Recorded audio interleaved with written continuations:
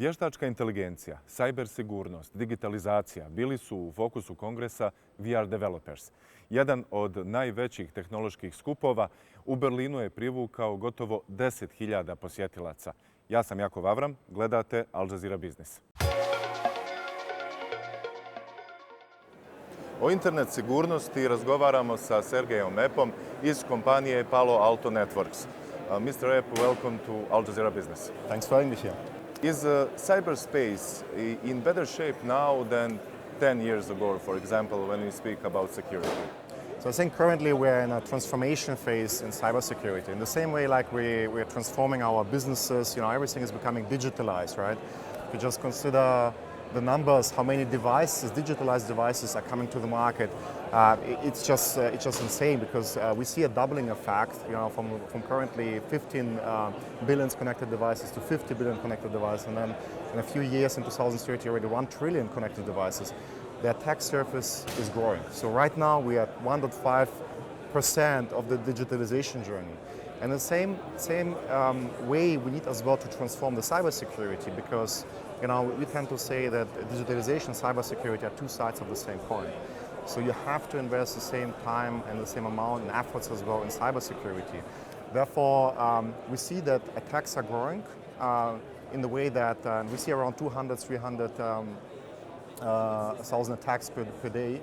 And the challenge is because of the digitalization, how can we really keep up? How can the businesses keep up going forward with this problem, right? So that's one of the challenging questions where we as Palo Alto Networks, as a leading cybersecurity company, would like to offer a solution in a way forward and support our customers with the right solution. What are the biggest challenges for security experts today? So a lot of people would be surprised because it's still the cyber hygiene. We see most of the attacks, successful attacks, happening because systems are being not patched correctly, right, or not patched at all. Configurations are not being applied. Specifically, if you think about the public cloud, we see, based on our research from Unit 42, that 28% of the databases in the public cloud are still exposed externally because the cloud was not configured correctly by the users, right? The public cloud providers are very secure, but the users are very often not aware about the shared responsibility model, which basically means that the users are still responsible for application network security and have basically to ensure that they take care of that. So there's a big challenge right now we have to address. Full digitalization is the ultimate goal of many governments and companies in the world. Is the security sector ready for that task? So that's a very good question because if you look at the current survey, for instance from Allianz, which is driving once a year a large survey with all the risk decision makers, this year on this survey cybersecurity became the problem number one. Right? Most of the risk decision makers across the globe are scared that there could be a target basically of hackers, and because of that have certain impact on the business and the organization. So there's a good question, how can we really ensure that we first of all trust the technology of tomorrow and also protect this technology from tomorrow if we're already not really trusting the technology of today. So security remains a priority topic, an enabler for digitalization going forward, right? And if you specifically look at public cloud, which is specifically in Central Europe, a big topic right now, most of the companies are either already in the public cloud or they're moving to the public cloud to be more agile, right? To be more adaptive as well. There we have the challenge that companies invested a huge amount of time and resources to ensure their enterprises, and now they need to do the same in a public cloud, right? Which is a completely different environment where security works differently than an enterprise environment. So how can they close this gap if they cannot even keep up an enterprise environment? And an additional problem there is that very often if they try to become more agile, deploying DevOps teams, the story is becoming not a single cloud story, but a multi-cloud story. So you have multiple environments you have to secure in different ways. And that's where most of the companies are struggling. And one of our core priorities right now is to ensure that we want to provide a single pane of glass to our customers and make this journey to transformation of their businesses, or digitalization actually of certain businesses, as smooth as possible. We had many examples let's say, incidents of hacking, of espionage on the highest level. Is there any kind of way to prevent those threats? To give you an example, if I'm jogging, basically, I cannot really prevent a heart attack, but I can reduce it. In cybersecurity, it's always about how to reduce the risk, right? You can't have 100% security, and I think there are right approaches right now. We are building on as a company, and the industry started to build on as well. I don't know if you've heard about the zero trust approach, for instance. Zero trust means we don't trust basically a specific device, a specific user in the network, and always still verify. Right? So whenever there's a traffic, we would block this traffic if this traffic is not authenticated. We would try to verify this traffic in addition. And funny enough, the same type of zero trust concept can be observed also in some other industries. If you look, for instance, at the financial industry with implementation of blockchain, right? You have as well decentralization happening where the middleman is sort of dissolving and a zero trust concept, so to say, is getting applied. The same is happening in cybersecurity right now. And there's, of course, a lot of aspects you can do to reduce this risk. And the first most important aspect I would recommend companies to do is take care of your cyber hygiene, right? Ensure that you install patches, ensure that the configuration management is automated, ensure that your network is segmented, right? To avoid basically attacks where your entire company can be brought down, right? Ensure zero trust principles being applied. This is really important. And most important in the end is, because there's no 100% security, try to verify, try to create the visibility in your company, implement monitoring services, either automated or through SOCs basically, in order to ensure that if something happens, if there's an intruder in your network, you can still keep up and recover your business.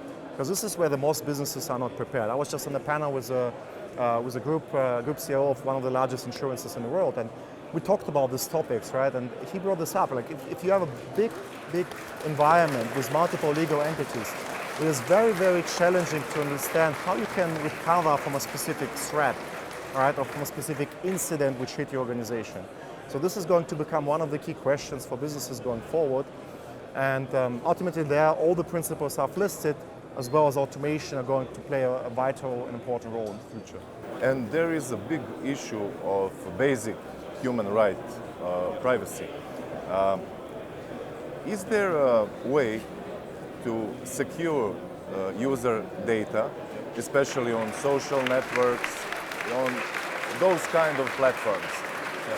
So I think in general, there's always a balance between security and data privacy. And specifically in Central Europe, Germany, Switzerland, the privacy topic is really, really important, right?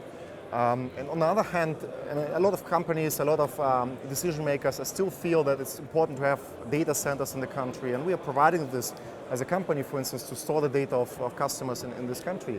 But in fact, from a regulatory point of view, the regulators are embracing this topic of data privacy specifically as an exception for security teams. So if you look at GDPR, there's a specific inclusion where security teams are allowed to access private data in order to analyze this data. And now to go back to your question, why is it important? Because if I don't have this visibility, I can't really find the attackers. I can't really react to the attack. We know that right now the average for identifying an attack in a network is about 6 months, right? 6 months to identify, to detect, and then 3 months to recover. So it's not enough today just to collect bad data. You have to collect good data. And you have also to ensure that security specialists in the companies have access to this data, and they can also analyze this data basically to respond very quickly to the incident. So data privacy is an important topic and should be specifically considered under a different umbrella for cybersecurity from my point of view. Mr. Ed, thank you for your time. Thank you very much for having me here. Velika pažnja posvećena je i blockchainu, tehnologiji budućnosti, kako je mnogi stručnjaci nazivaju. Više detalja u prilogu kolege Emira Nuhanovića, koji je sa mnom pratio rad kongresa. Blockchain, tehnologija koja istovremeno prijeti i obećava. Zašto? Kakav je potencijal blockchaina? O tome se još raspravlja, no ono što je poznato jeste da mijenja sistem na kojem trenutno počiva svjetska ekonomija. Dobar primjer za to jesu banke i jedna od njihovih glavnih uloga – posredovanje u finansijskim transakcijama. U današnjem sistemu, hajmo reći konvencionalnom sistemu, kada jedna osoba drugoj želi poslati određeni podatak poput recimo financijske transakcije, taj podatak verifikuje jedan regulator, u ovom slučaju centralna banka. Kompletna poenta blockchaina jeste da se izbjegne jedan regulator, a da verifikaciju transakcije radi čitava mreža. Financijske transakcije možda trenutno jesu najprisutniji oblik upotrebe blockchaina, ali budući da je osnov te tehnologije potvrđivanje podataka, njena primjena je ograničena koliko i ljudska mašta, smatra Tomislav Tipurić.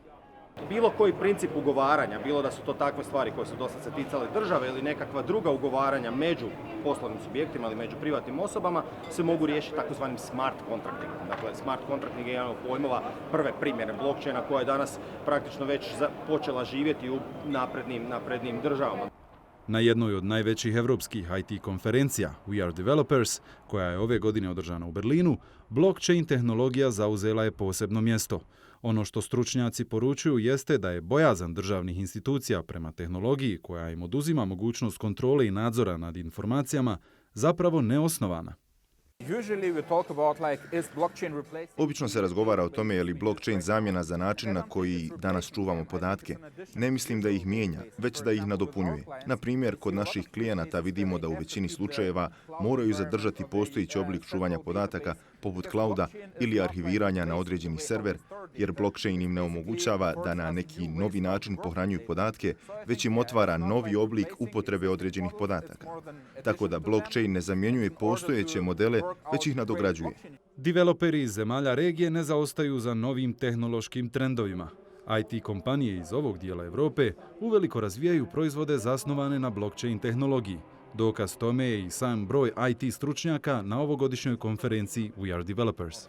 Od 10.000 učesnika ovdje, ja mislim da 1/4 dolazi iz naše regije, što je veoma fin podatak. I vidi se čak i u Beogradu, u Sarajevu, u Zagrebu i u drugim gradovima iz naše regije, da tamo raste jedna velika scena sa mnogo IT eksperata i da se tu budi neka svijest da tehnologija ipak je budućnost našeg društva i da se tu ulaže i da to društvo raste. Tehnologija blockchaina sve je prisutnija iz jednostavnog razloga što već nudi rješenje za problem koji moderni svijet tek pokušava riješiti, a to je zaštita privatnosti. Sva moć velikih kompanija poput Facebooka, Googlea i njima sličnih jeste u tome da prikupljaju privatne podatke svojih korisnika te ih unovče za milijunske svote novca, od kojih korisnik, na osnovu čijih podataka su novac zaradili, ne vidi niti 1%.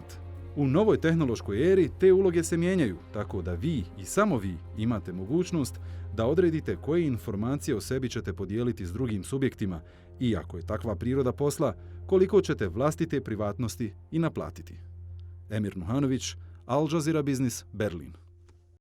Jedan od najvećih izazova s kojim se čovečanstvo suočava je buduća primjena umjetne inteligencije. O ovoj temi razgovaramo sa Johnom Havensom, direktorom globalne inicijative za etičnost autonomnih i inteligentnih sistema. Mr. Havens, welcome to Jazeera Business. Yakov, thank you for having me. How do you look at current trends in the AI industry? Sure. Well, I'm honored to be a part of IEEE, which you mentioned, which is the world's largest professional technology association. Has almost 500,000 members around the country, many of which I know are in the beautiful Sarajevo area, as far as I know. And about 3 or 4 years ago, I approached the organization, and the organization was working on areas of artificial intelligence and ethics. And what I was so excited about was we aligned on the fact that when you build these amazing tools, a lot of the focus has to be on understanding the values of the end users. So in terms of about what are the sort of main things that we're thinking about today, it's very broad in the sense of we're trying to sort of realign how design is actually done in the algorithmic age. What are the main challenges in this industry concerning ethics? I think a primary challenge has to do with data. There's a sense that this idea that when you click a consent button, than that someone really fully understands what's happening with their data. When actually what we are really focused on is to say, look, we've been sort of used to giving our data away. Now it's incredibly important with these amazing tools for a number of reasons to change how that whole ecosystem works. And we have a phrase that we use where we say we're putting people at the center of their data so that getting tracked can be great, right? Meaning you get personalized choices for things you buy, et cetera. But these tools like blockchain, it's called sovereign data. Much of the work is being led in the EU, countries like Estonia, Finland, are driving how these tools can be used to create direct peer-to-peer exchange of data.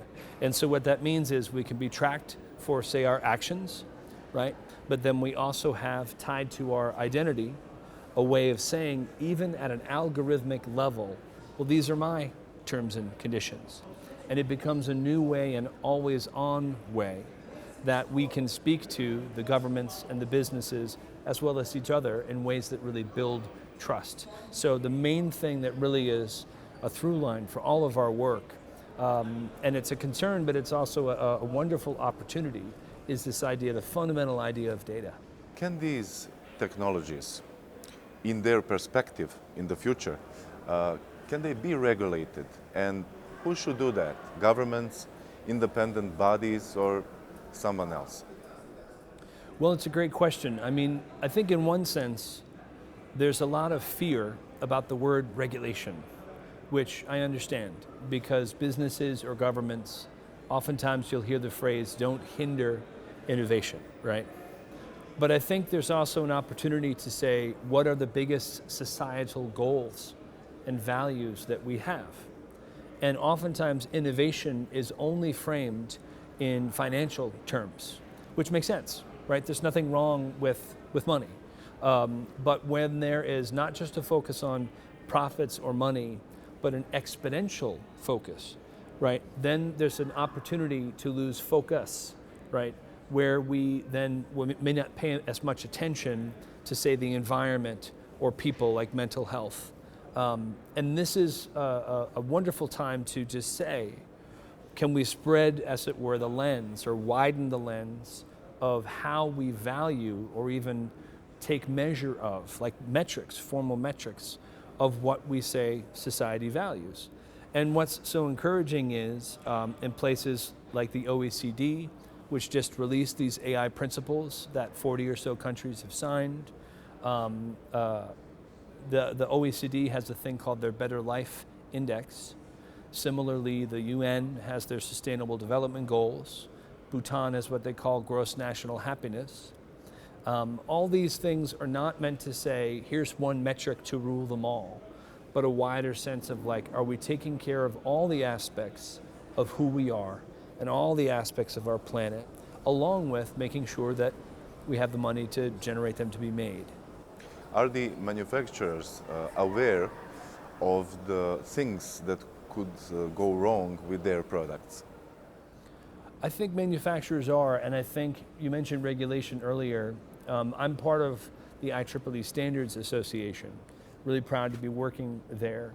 There's a wonderful guy named Konstantinos Karahalios, who is the managing director, and he's a visionary that's driving all this work. When I came to IEEE, he's really the person that made all of it happen.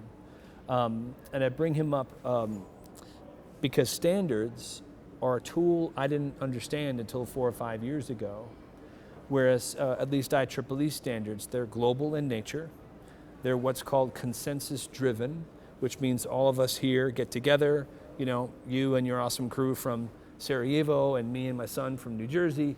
And a standards working group is, anyone can join, it's free to join.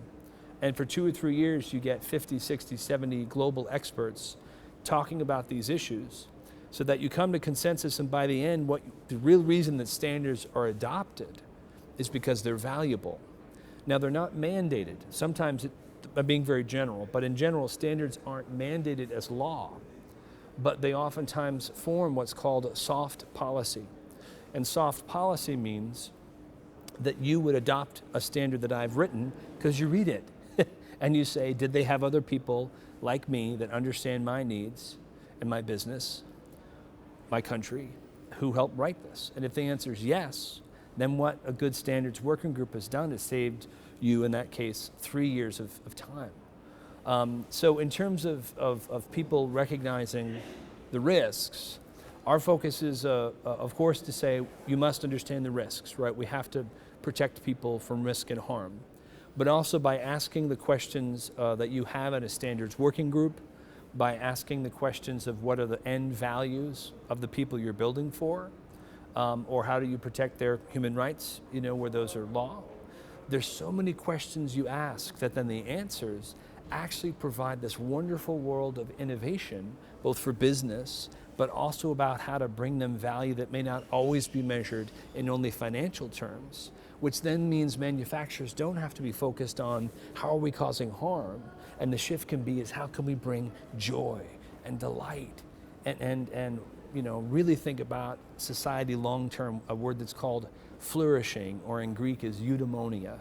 And especially when I think, you know, with my kids, this is a perfect, beautiful time to think about creating these amazing tools where the biggest question is how are we going to bring flourishing for people on the planet, along with the technical excellence to make sure. And this is what IEEE is really founded on, is technical excellence, to say the trust that is imbued when we know things will work. How could AI impact the labor market? Should humans be worried about it? Well, I think the reason that it's a good time to be concerned or to think ahead is a couple things. One thing is we're very much trying to work against a narrative that would put humans versus machines, us versus them. There's oftentimes headlines, and I'm a former journalist, so I sympathize, having written for like The Guardian and Mashable. The headline is what gets people to read, right? And I don't think people intend that a headline that says like, this robot just killed this guy in X, you know, like a game or a certain job, like this machine just devastated these humans. Like these words that we use, where what the journalist usually is going for is a fun title, or a title that really says like, this was not subtle, this is a big win, cool. But then we have to think about the readers. After you start reading a half dozen or a dozen or 2 dozen articles, where really what it's saying is, here's the handwriting on the wall, machines beat humans, defeat humans, this job, that job. That aggregate message, which may not be accurate, is, I guess I'm less than, which, look, the people who build the technology, I can't speak for all of them, but that's the last thing, you know, I would want to do. And I'm speaking for myself here, I can't speak for IEEE as an organization. But all that said, when you also ask, is our primary focus as a society, exponential growth, very fast. I think the temptation is going to be, well, let's get robots or machines or systems to replace humans, because a priority may be on productivity.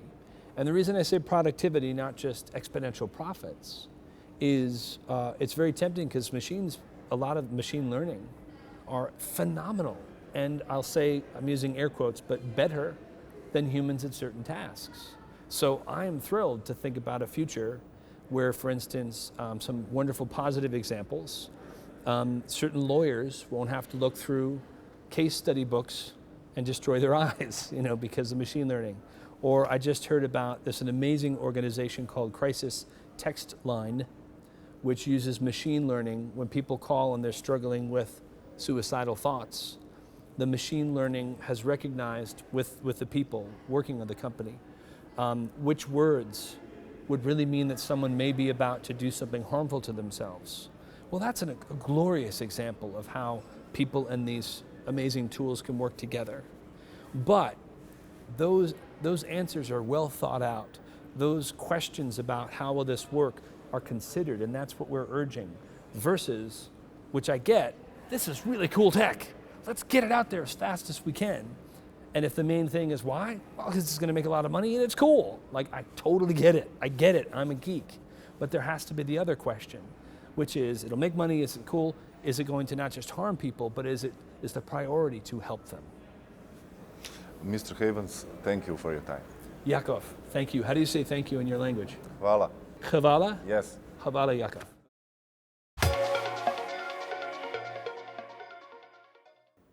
Gledali ste Al Jazeera Business. Budite s nama i naredne subote. Hvala na pažnji i doviđenja.